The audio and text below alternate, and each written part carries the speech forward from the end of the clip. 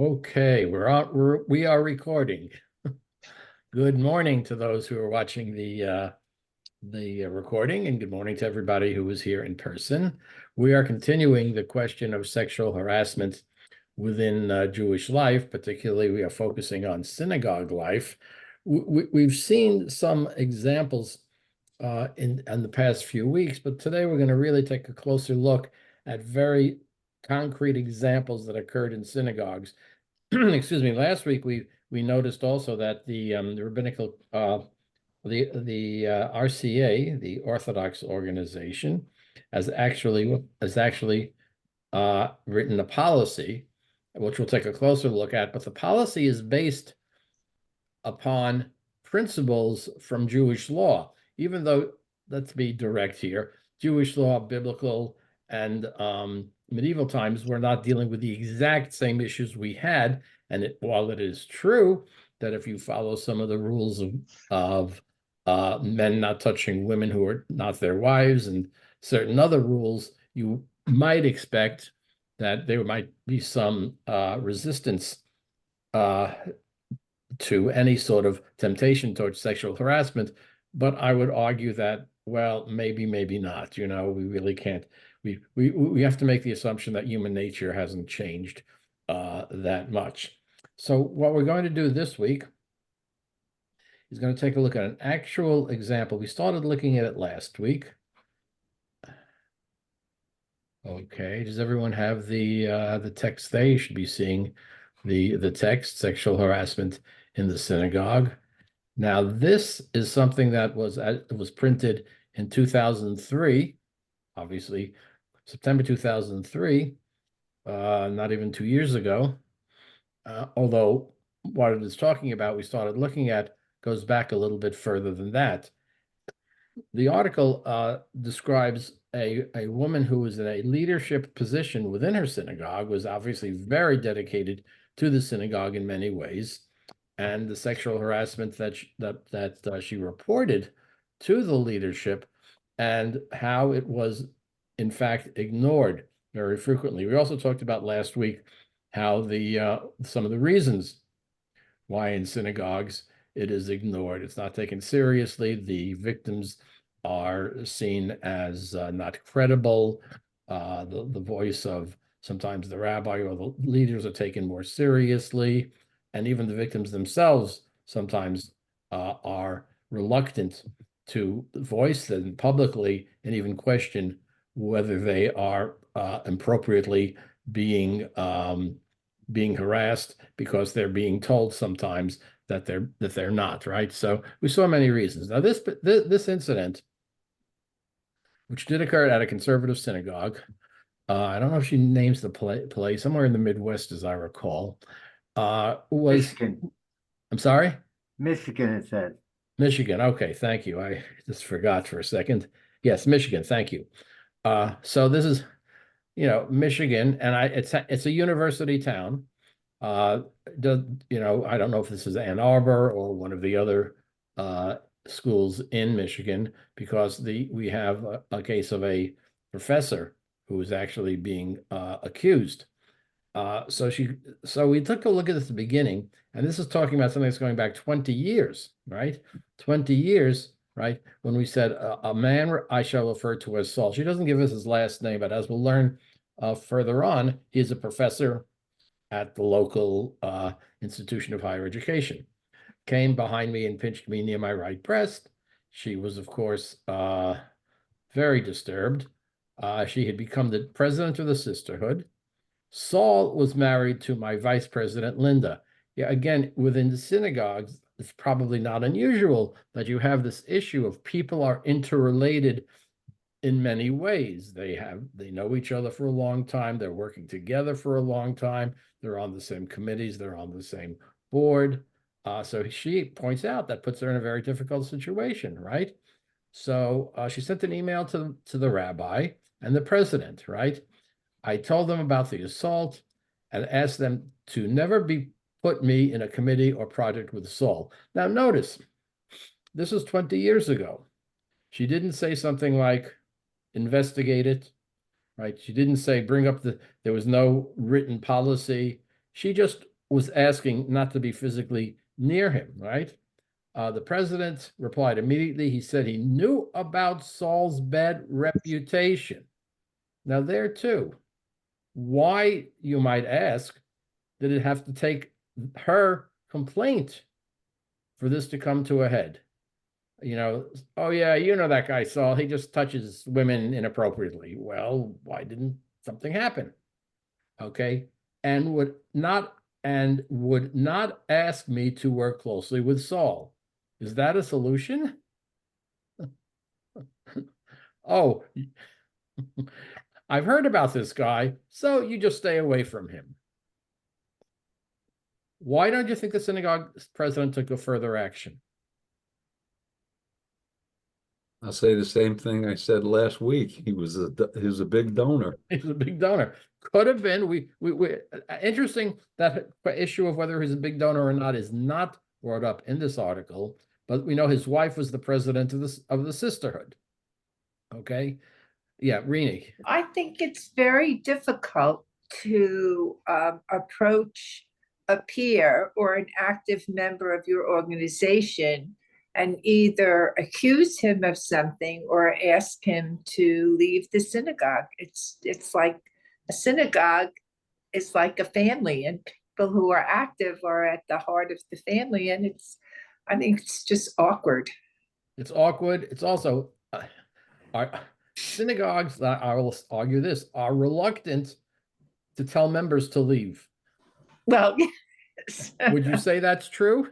Yes. Very. Right? Yeah. Please, Brenda. And could Saul have flipped the script and say, that never happened, she's delusional, and accuse the synagogue of defamation of character or libel or whatever words there are?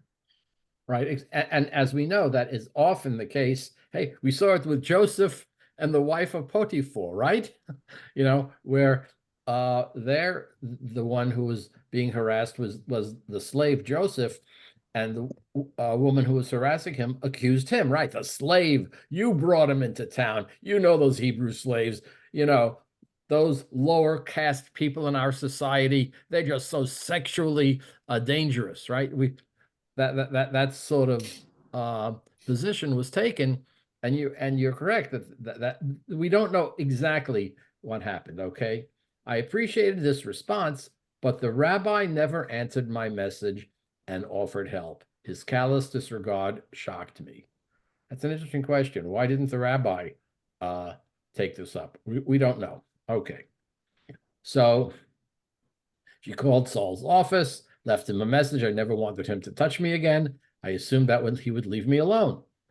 But, after a service on Shabbat, now obviously this is a woman, again, who's very actively involved in the synagogue. Her father had died. She says Kaddish. After the service, I was discussing sisterhood issues with Saul. This is Saul's wife, right? Saul's wife. When Saul came behind me and thrust his pelvis into my rear end, almost knocking me over in front of his wife. Okay. Linda kept talking as if nothing had happened. Her nonchalance about her husband's deviant behavior also, isn't that kind of shocking? Yeah. Why? Why do you think the wife was not quick to say something? Yeah, Rini? She probably knew about it, about all his dalliances, and just decided to stay with him and overlook it. That's possible. Or maybe they had the kind of marriage where she had a friend on the side. Who knows? But that's pretty shocking that she must know that he's like that, or she would have reacted. And as we will see later is the case.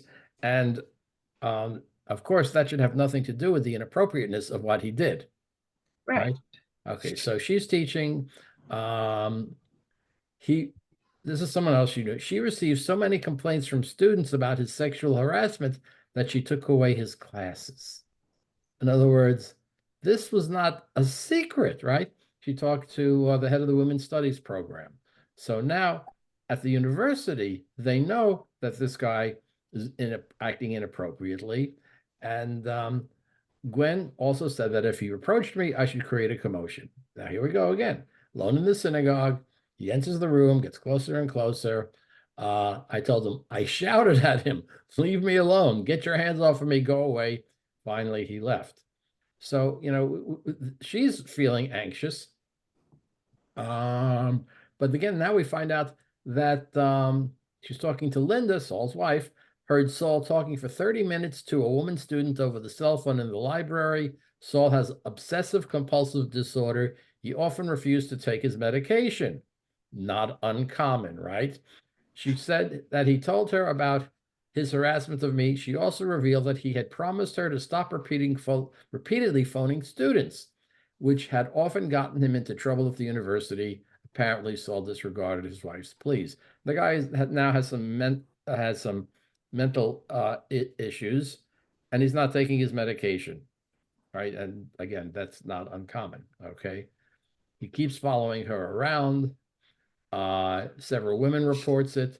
So he talks to the new synagogue president. Saul has sexually harassed me several times at the synagogue and at Jewish events outside the building. Some synagogue members have experienced the same problem with him. I am tired of his bullying. We need a sexual harassment policy. Okay, right? Now we need a policy to protect me and other women. Now, again, this was 20 years ago, practically, right? When such policies were new. The president of the synagogue said, coming up with a sexual harassment policy would be time-consuming and very complex. What's going on here? Denial. Avoidance. Not taking it seriously, right? Is basically saying, well, yeah, but we don't have time for this, which again makes the victim sound as if it's her problem rather than a institutional problems. Okay. All right. So this continues. She finds a document produced by the United Synagogue that bans employees from harassing people at the synagogue and cites passages from the Bible and Jewish legal writings in support. But I could not find that, by the way. I'm not sure where that is. Unfortunately, this document does not cover harassment initiated by synagogue members. Interesting. That synagogues have policies, but it's just about the employees, not member to member. They politely listened to me, but did nothing. Okay, I'm going to go down. Finally, the president sent Saul a letter asking him to respond to my charges and to stay away from me. Saul and his lawyer. See what happens. The accused now has a lawyer. Wrote a nasty reply asserting that I was making the sexual harassment, making it up because I was emotionally unbalanced. Again, we see that same pattern where the perpetrator accuses the victim of weakness, and he's got a lawyer. Needn't I tell you that getting a lawyer is a very expensive and inconvenient thing to do, right? As we all know, but Saul did that. Note that in our society, men who are sexually predators often claim that women who confront them are crazy and untrustworthy. But in that same paragraph, after saying she was emotionally imbalanced, it said Saul and Linda had met with the rabbi, that they felt Janet had a problem. Right. In the meantime, Linda had admitted to Janet that Saul had a problem, but Correct. she reversed herself to stand up for her husband. Right. So yeah, Linda's defending her husband very clearly. right. Now, by the way, they met with the rabbi. They didn't say what the rabbi said, did they? Okay, yeah. Go, Brenda, go ahead.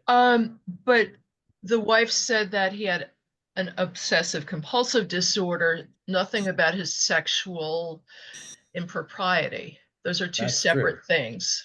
That's true. One may be totally unrelated to the other. Right. Right. There's no reason. But note too, they had met with the rabbi to inform him that we felt Janet had a serious emotional and psychological problem. Okay. So we still don't see much happening. Finally, something happened at the university. I was worried that Saul would come to my classes and assault me. So this administrator met with the county prosecutor. He opened up a criminal case against Saul for 3 counts of assault and battery. I found this meeting upsetting because the prosecutor seemed very bored with my case. From the prosecutor's perspective, only rape, hospitalization, and murder were serious issues. Right? Again, this minimizing the issue. And this is from the legal office of the local community. Okay, so finally, he pleads guilty to 1 count of assault, promised to stop harassing her.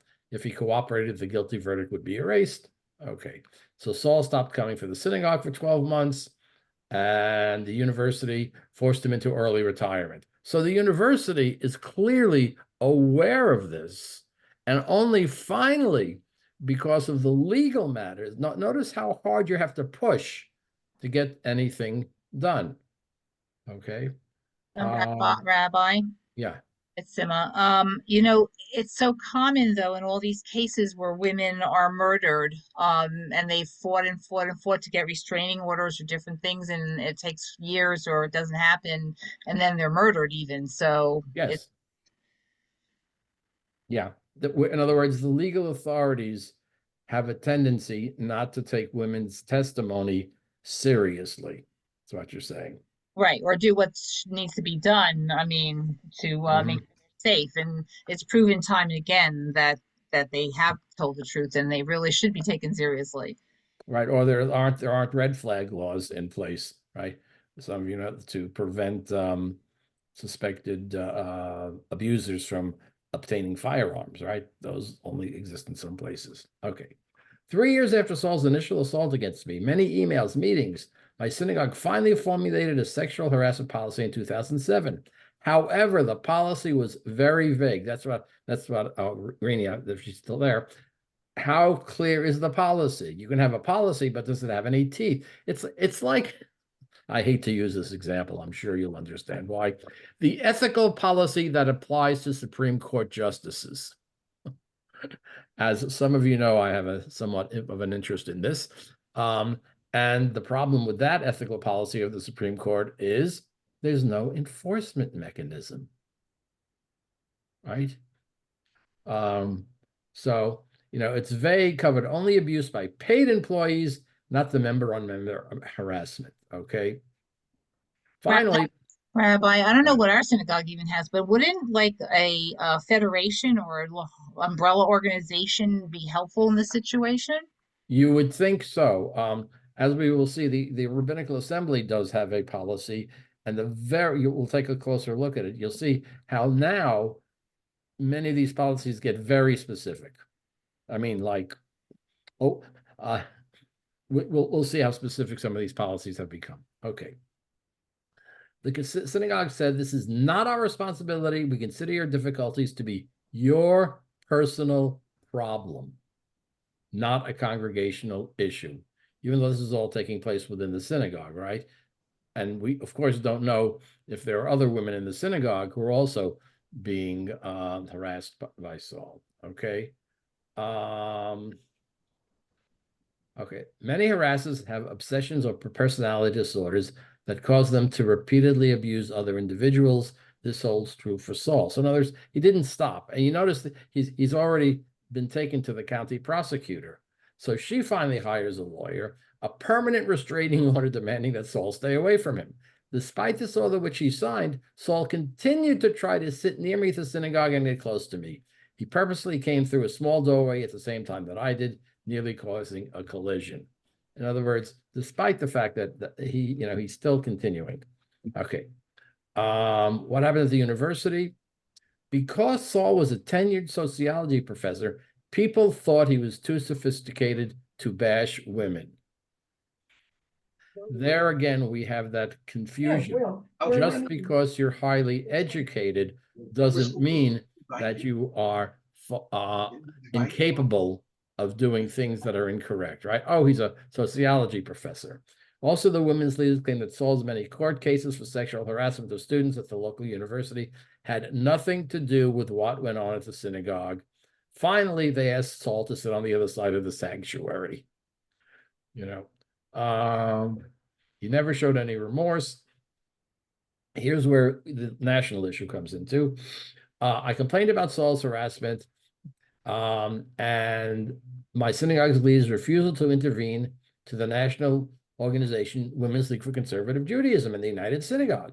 Women's League's regional and national offices expressed concern, but said that they could not help me due to their organization's agreement with the United Synagogue. When I complained to the United Synagogue, they ignored my pleas and forwarded my emails to the do-nothing officers of my own synagogue, who treated me as if I was the problem instead of my abuser. Again, that's it. We see this. People just try to ignore it. And she points out that the Women's League and the United Synagogue should have ombudsmen to handle complaints, need policies. The policies, and again, this was just written a few years ago, don't serve any purpose. And now finally she says, I strongly feel that sexual harassers should be expelled from churches, synagogues, mosques, etc. We're going to talk about this in a little detail.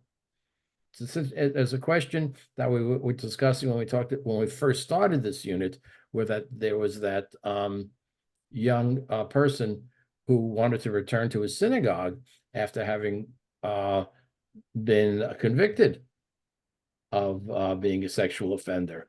Can they ever return to the synagogue? It's a good. We have an article. We'll talk about that later. And she points out that sweeping harassment under the rug will not prevent assaults. Sexual harassment in a house of worship is not a personal problem. Such abuse is a crisis for the whole community, and everyone must address this concern, right? In other words, it's been treated as, it's her problem, it's too complicated, we don't want to deal with it, and they come up with solutions that aren't very useful. Okay. Any comments or questions about this text? Again, we see the very common issues.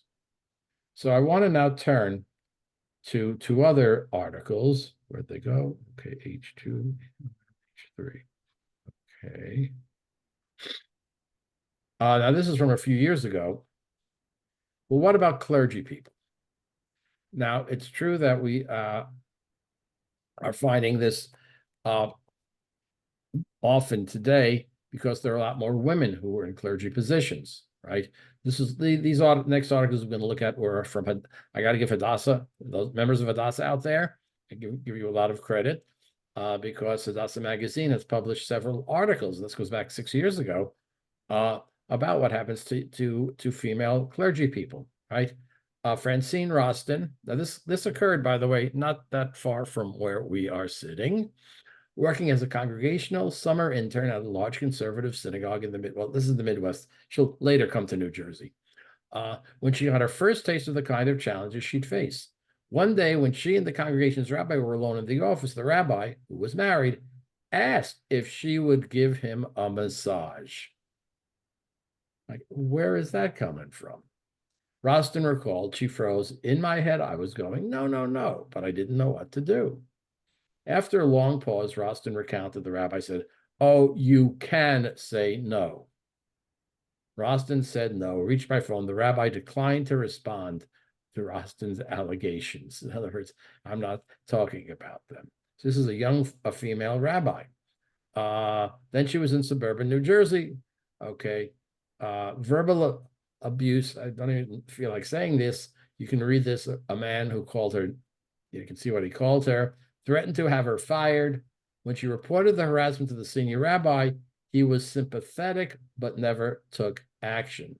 She contacted the Rabbinical Assembly, which oversees the synagogue.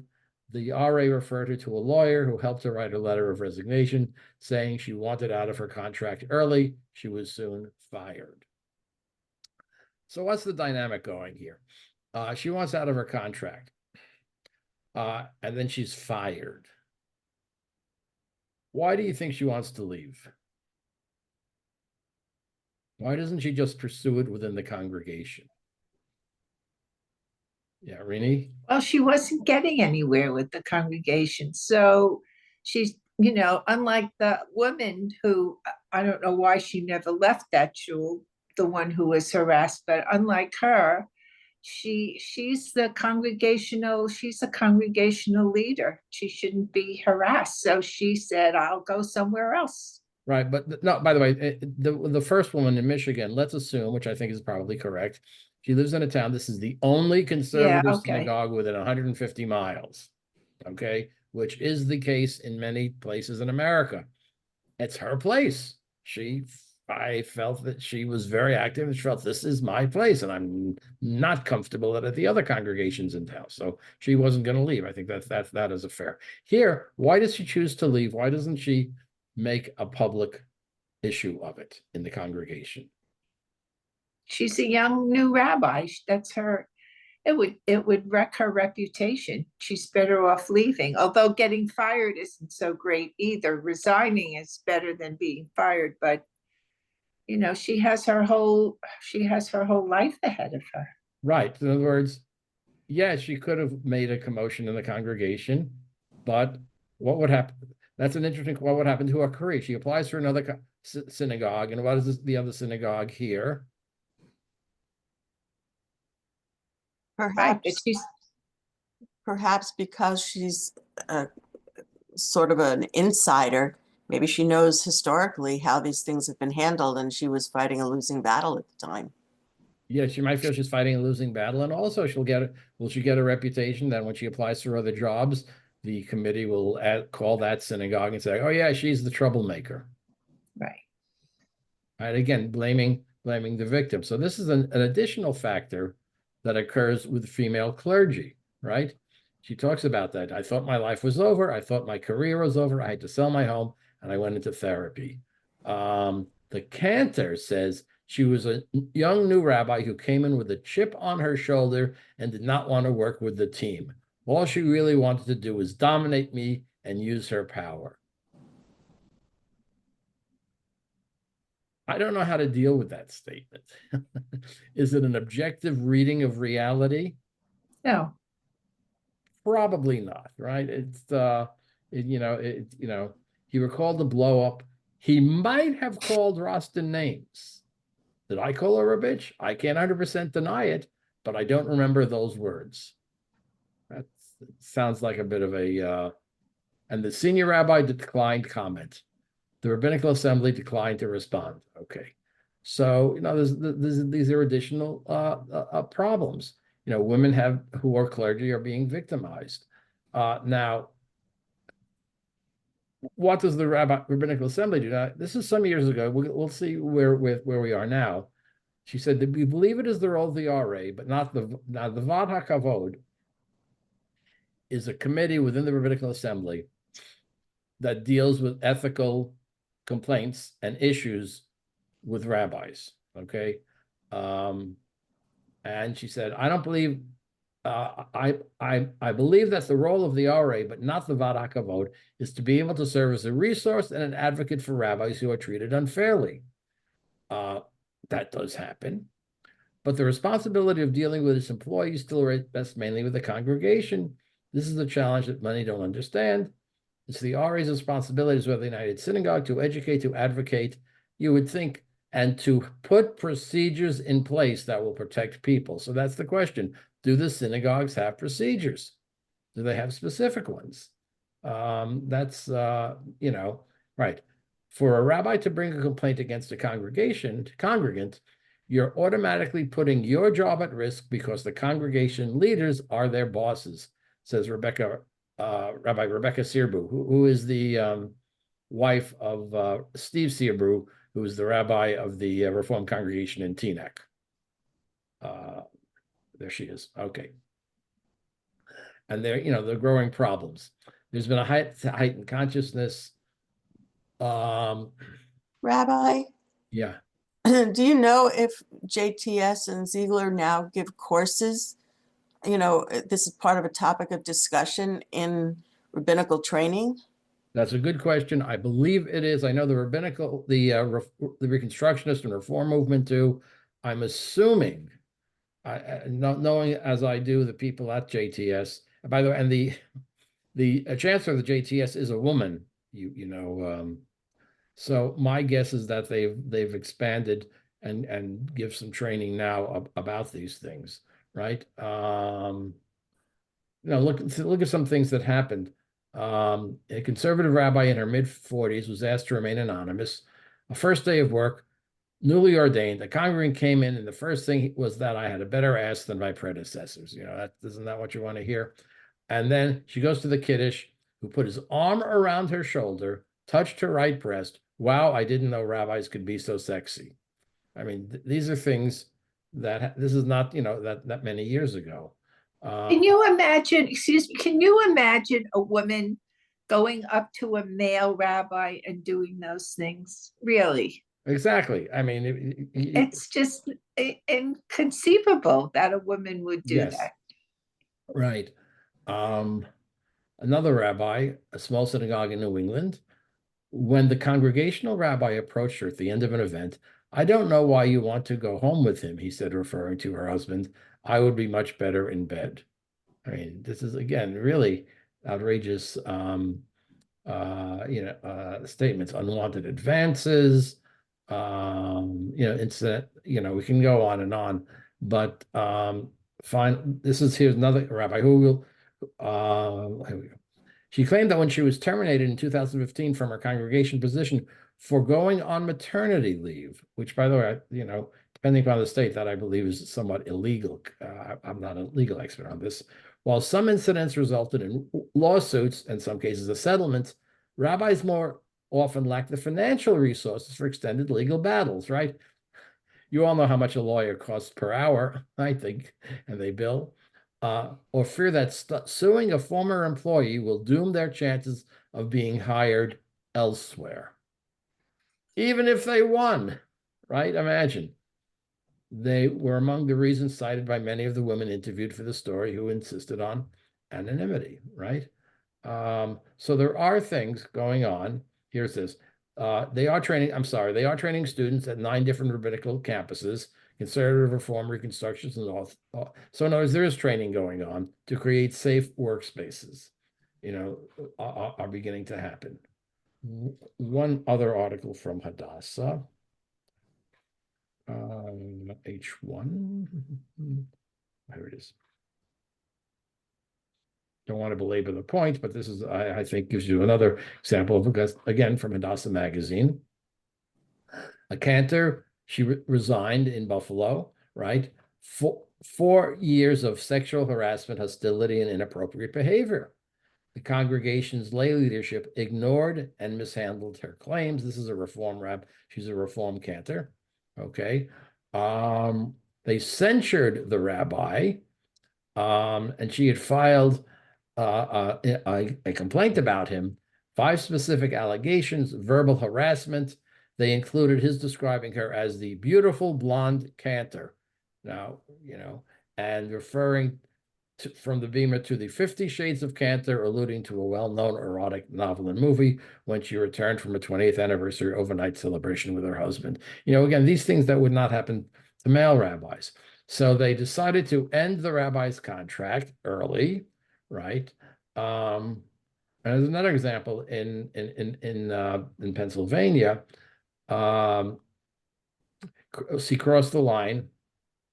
Someone is talking on the phone. A member of the congregation opened a conversation. Oh, hi, Danielle. I shall never forget your name because I lost my virginity to a girl named Danielle, and boy, was she. Now, this is a layperson, right? Oh, my.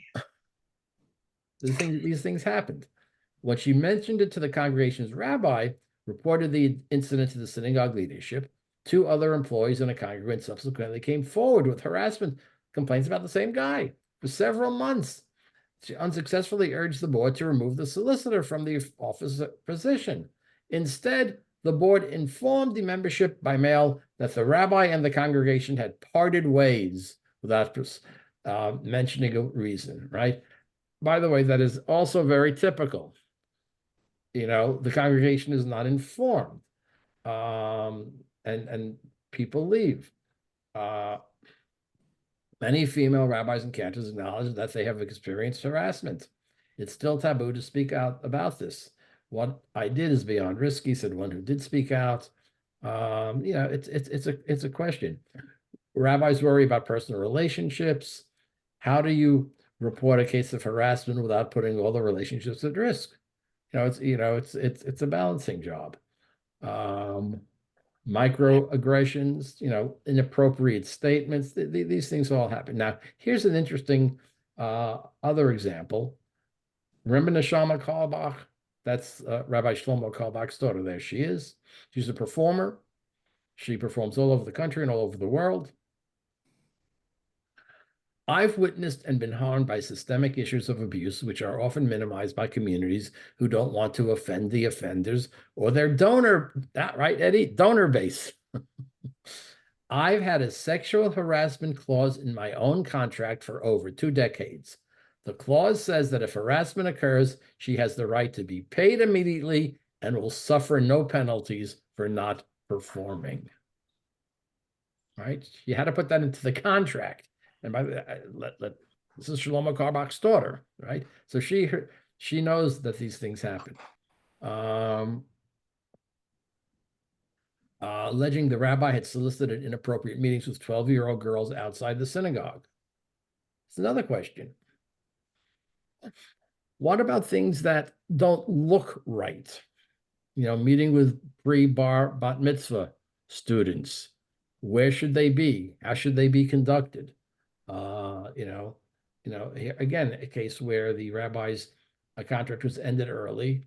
And the reason that they informed the congregation that was happening was because it came out in the newspapers. In other words, congregations tend to try to be, we're grateful for the years of service and her leadership, and they wish her well in whatever the future holds for her, not saying that she had to leave because she did not feel that the harassment was being taken seriously. Unfortunately, this keeps, I think it's somewhat, most clergy contracts have clauses that require disputes to be resolved by mediation or arbitration. A synagogue will bring in outside legal counsel, but often the issues are handled by an attorney who is a member of the congregation. If the resolution is reached, the rabbi or cantor will often have to agree to a non-disclosure clause. We'll get to that later, although in practice, she pushes hard against them. Right? A non-disclosure clause. Nobody gets to know really what happened. In my experience, they just leave or are fired. It's a small Jewish world. Even if a harassee is right, the question is, do you want to be right or have a career? You can't necessarily have both. Okay, so these are I think you can see that it's clear that there are all about these issues. One other text, and then I'll take a look at what some kind of just show all windows. Okay. All right.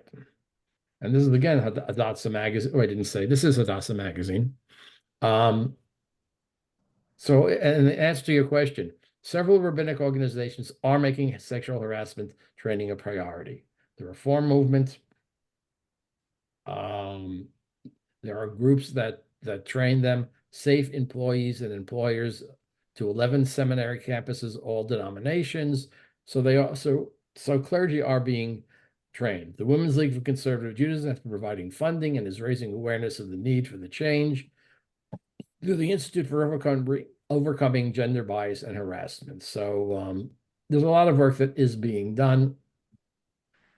How much does sexual harassment happen to graduates of an Orthodox yeshiva? Now, some of you may be aware that something called Yeshiva Maharat. The Orthodox movement does not ordain women as rabbis, but there is a training program where women receive the equivalent training as male rabbis, and they choose whatever title they want, which is not rabbi.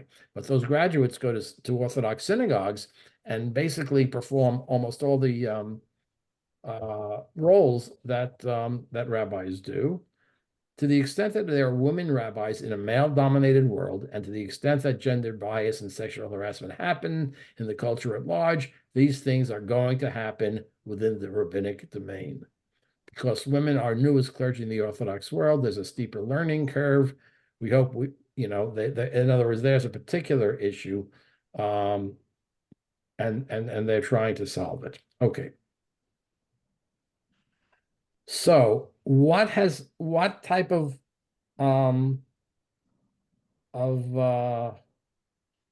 solutions are there? Well, let's take a look at some solutions.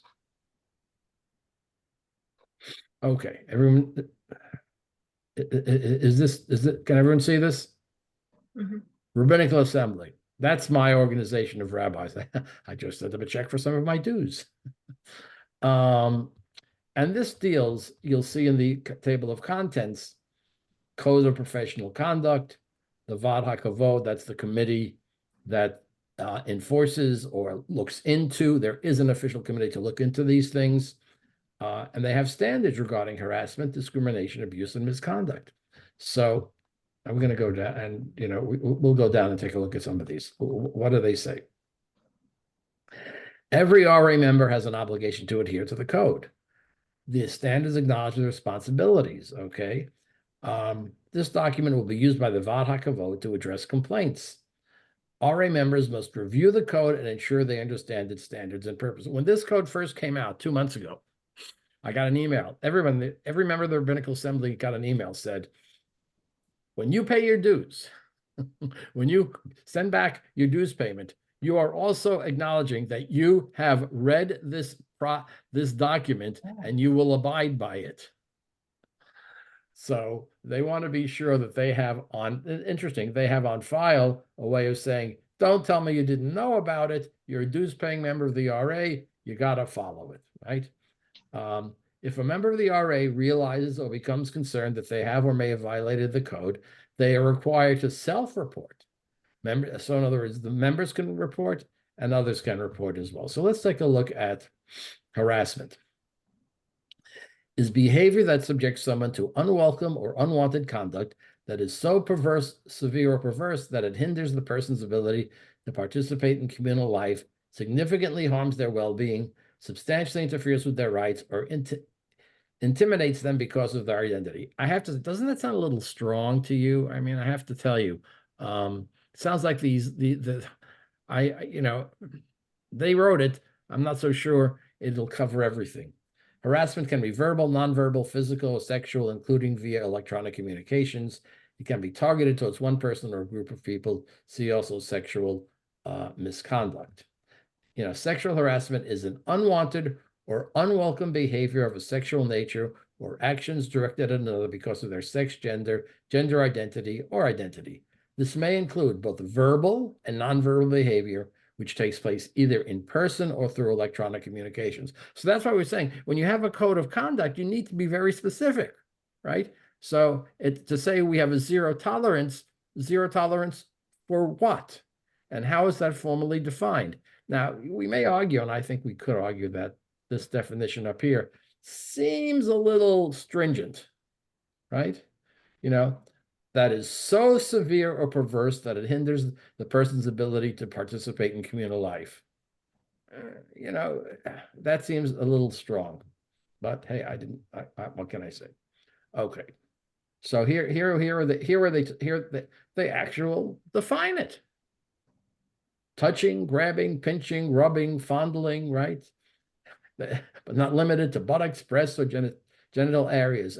We're talking about a policy. They're very, very specific.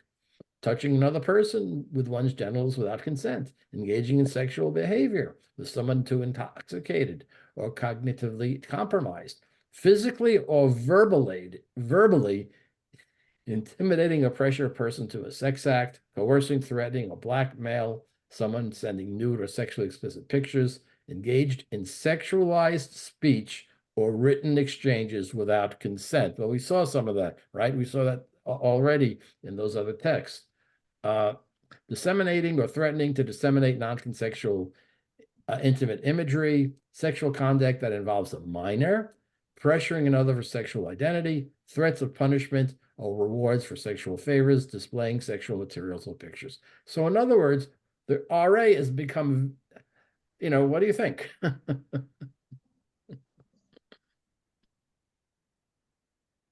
Rini? Isn't it always better to to have more stringent rules than, and more specific rules, or stronger comments than weaker comments, because they're harder to get around. Oh, well, these are Feel- pretty specific here, right? I mean, Yeah, these are but even very- in the first part with just harassment that you thought was a little strong, Yeah, I think if you make it too weak, if you make it very strong, then I think people will be less willing to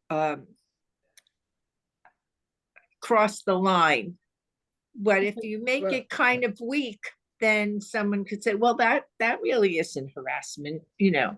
okay, again, I you know, think they're trying, I think they did a good thing by trying to make it as strong as possible to have as few loopholes as possible.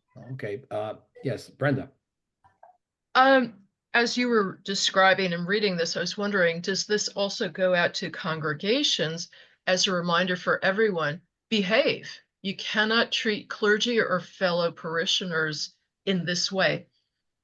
Yeah, now that's that's an interesting question, because the RA is basically talking about rabbis, right? Mhm. And that first case we had from Michigan was congregant to congregant. So the question you're asking, does this apply congregant to congregant as opposed to just professional? And the answer is, I think it's pretty clear. It's no, that the congregation needs to have, in addition to knowing that this exists, a policy, which we'll see in a minute. There is a policy, which we'll see from an Orthodox synagogue, which actually does cover that. This one, you're correct, does not specifically cover that. So just like at many jobs, there's sexual harassment, you have to sit through training or just awareness and sign off that you've taken this training. It should be for everybody. That is correct. I would agree with that. This is just, you're right, this is just for rabbis, but we'll see some other codes that also talk about lay people, okay? We'll get to that. In other words, I think we're in a transitional time where there's probably not enough of this, not enough of these formulations in particular codes in congregations, and congregations should be aware that these things exist. So let's go down to here. Filing a complaint in good faith is never considered a conflict with Jewish law prohibiting spreading a negative truth about someone. You remember when we looked at that code with the Orthodox movement, there was a real concern that there's a reluctance to speak out about these issues, right? So they try to make that clear. A complaint in good faith, when it does not willfully ignore facts that would disprove or negate the complaint and is not filed for improper purpose. You know, you have to file it. A complaint, even if the outcome of the Vadha Kavod process finds that the rabbi has not violated the code, that does not mean that the complaint was filed in bad faith. If an individual makes a complaint in good faith, but the Vadha Kavod finds that no violation occurred, all involved is still protected from retaliation. So in other words, it's trying to say you need to do that. Okay. What about non-disclosure agreements? You hear one day, Rabbi X left congregation Y, and you say to yourself, gee, that sounds odd. I don't know why that happened.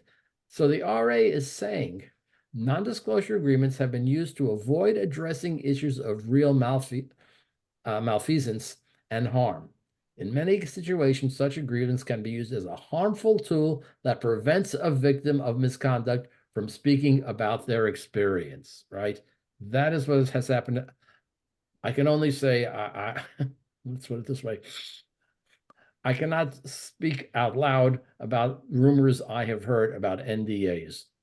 Both rumors and these things happen. Absolutely. I assure you, these things happen. And they do not support them.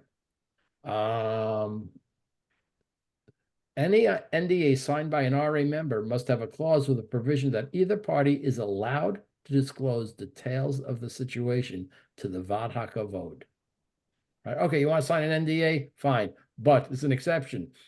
Our disciplinary group is allowed to find out about this which is an interesting statement to make. First, you shouldn't use it anyway, but if you do, it should be available to the Vad HaKavod. Okay, mandated reporting. Whenever there is reasonable cause to suspect that a minor is being abused, RA members must report that. That, I think, is civil law. If a rabbi has a legal concern about the parameters of confidentiality, they are required to consult with a licensed legal professional who has that expertise. If a rabbi becomes aware of abuse of minor or minors within the congregation, they must immediately confer with a legal professional. So okay. Boundaries. Rabbis are examples of healthy boundaries. It is important for rabbis and many kinds of rabbinic work to be able to connect with and mentor minors, right? So what do you do?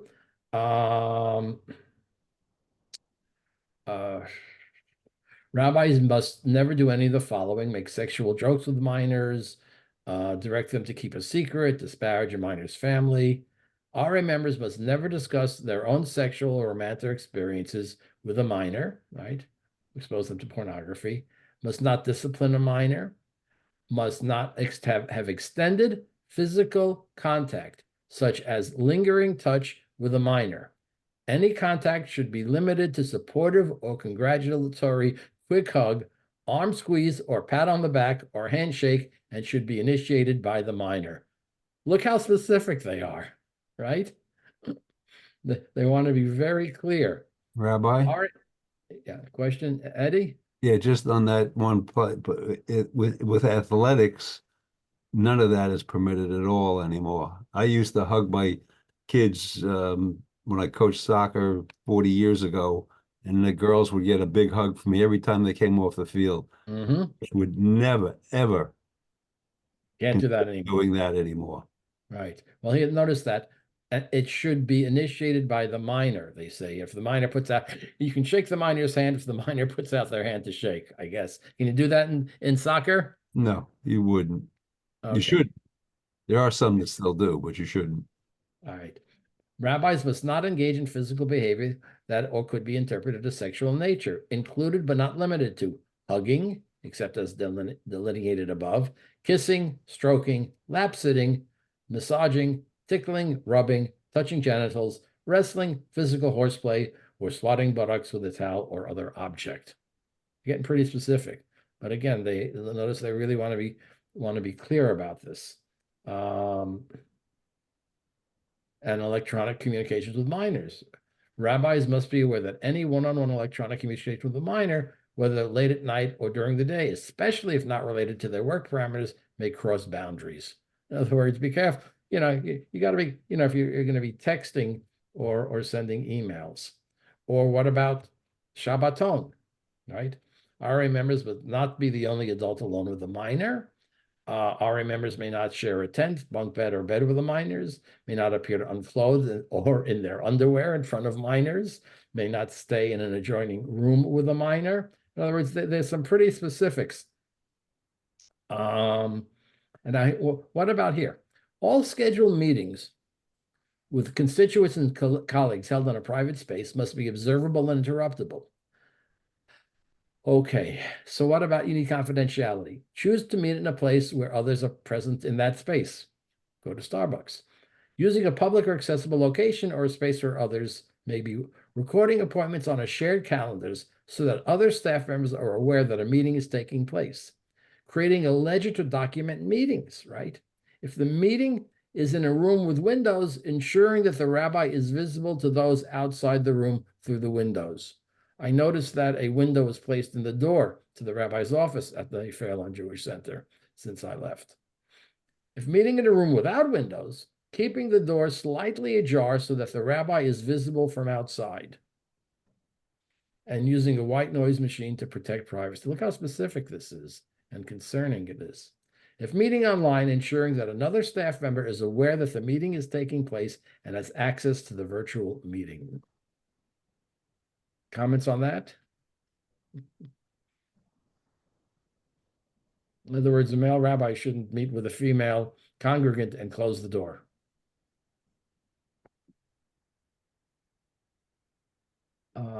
I think that, Rabbi, I have a question about Yeah. going back about the rabbi needs to consult with an attorney to make sure, is one provided by the RA so that the rabbi doesn't have to search for somebody who might have expertise in this? Oh, in other words, if there's a question as to whether or not he or she, the rabbi, needs to break confidentiality because of something he or she heard. I do not know the answer to that question. Because I think it's such a specialized area, Mhm. you know, and whether the, so an institution like the RA would, provide such a, or at least recommend an attorney who would be knowledgeable about it. Yeah. I'm sure of two things. One, there are members of the RA who have some expertise in that. And so in some cases, it may be clear to someone who has greater experience as to what may or may not be appropriate. But the question you ask is what about the questions where really it's a question of should should a lawyer need to be did the RA provide law? I honestly I don't know the answer to that question. Yeah, Rini. Have there ever been cases where female rabbis have been accused of harassment? Or is it only, to your knowledge, male clergy? All of the work of the Vad HaKavod is confidential. Oh, The only thing that we hear about from the Vad HaKavod is if somebody is expelled from the RA. ah, The Vad HaKavod can do that. And there is a public list. You could find a list of people who've been expelled. But the specifics are not made public. And, because first of all, sometimes the accusations are made and they're not considered to be that serious. So the answer to that question is there certainly may have been cases of that. I am not aware of such cases. But then again, I wouldn't be, even if there were. thanks. Okay. Any comments or questions? We're just about done. Yeah, Eddie. Yeah, I think, giving a little bit more thought to it in relation to sports, but could be anywhere else, that, eliminating the term where if it's initiated by the minor, it's okay. But when you get into what you call a power hierarchy, when the kids get a little bit older, maybe, 14, 15, 16, if the girl gives the coach a big hug, maybe she'll get more playing time, things like that. Or in a power hierarchy, same thing could be anywhere else, that they could get favors by, hugging the coach. Or Right. Are the players informed of what the limits are? no, this is strictly the training strictly goes to the coaches, the referees, and they're, they should be able to, if the kid comes to give you a hug, just, put your hand out, maybe give him a handshake or something. And, Okay. don't let any further contact. Yeah, I mean, that, as you point out, that has changed significantly. We are concerned about inappropriate behavior. Yeah. Okay, Brenda, one other comment? Yeah, no, I think it's great that the RA has delineated all these very specific guidelines, but it's only useful if when an incident happens, that person then can report it safely without fear of recrimination. Or does it just they're asked to leave, Well, no, personally? there are parts of the code which I did not read that say they should be which talk about not having any repercussions as far as retribution. Again, it's up to, if it gets to the Vad HaKavod, the Vad HaKavod then has to make a determination. Is it an accurate accusation, and what should be the penalty? Now, yes, they can expel that, and they have expelled members of the RA. Again, members of the RA are usually expelled for either sexual offenses, monetary offenses, or the real big one is not playing by the rules of the placement system. That'll get you expelled. So the idea is that there should not be any retaliation. You know, again, what really happens? Again, I'm not that much of an expert. Okay, any other comments or questions? We'll probably finish this unit next week. We'll take a look at how some Orthodox congregations are dealing with it. And yes, that question that you've raised, what about congregants, congregant to congregant versus clergy to congregant? We'll see some examples of that. Okay, any comments, questions? No? Very good. Good seeing you Thank this you. morning. Thank you, Thank you, Rabbi. Rabbi. Thank you. And Bye. have a good week, and we'll see you Rabbi. next week. Take Thank you, care. thank you. Bye. Bye-bye.